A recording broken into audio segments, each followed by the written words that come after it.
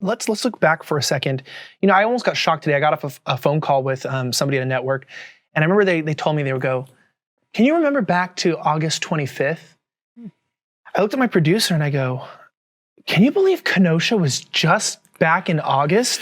I mean, this has been the longest year in the history of years for a lot of people, but specifically you guys. And I know you as his mother, we were talking a little earlier, and you were getting real, you were getting emotional, because this has been a really heavy year for you and your family. I know Kyle would probably want to be here. I know he'd want to talk. I know it's sensitive right now. We're in the middle of an open investigation.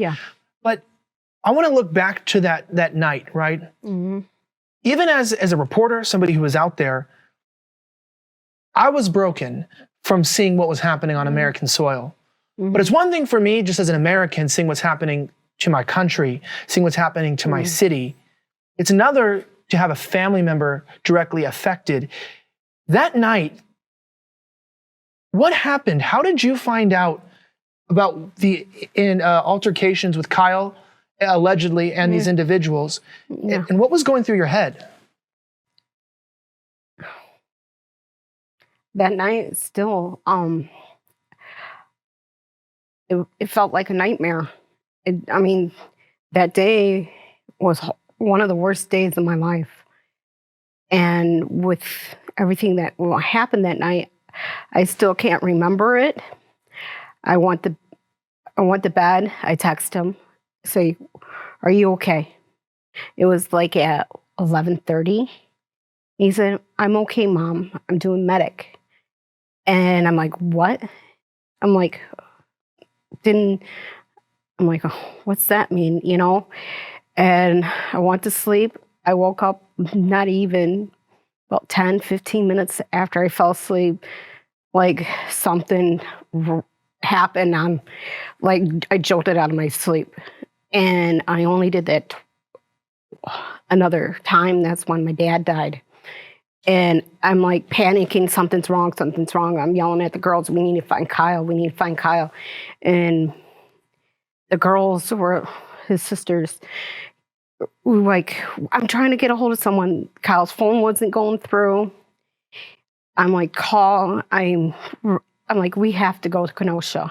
I drove to Kenosha, and I went towards like where the pick and save is on Highway 50. It was like dead. The whole city was like dead. You only see like maybe one car, and the rest, it was like a ghost town. And I'm like, "Okay, let's go home," and everything. And I just sped home, sped there, sped back. And the time I got there, he was there. I'm not going to go into detail and everything, but when I saw him, I just hugged him. I was crying. And I just told him I just loved him and just hold on tight. And that's all I'm going to say, because the rest of it...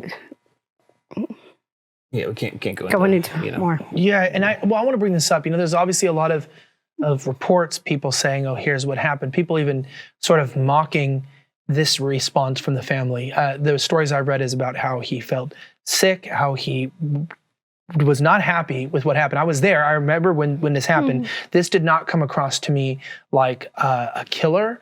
This did not come across to me like somebody who wanted to do harm.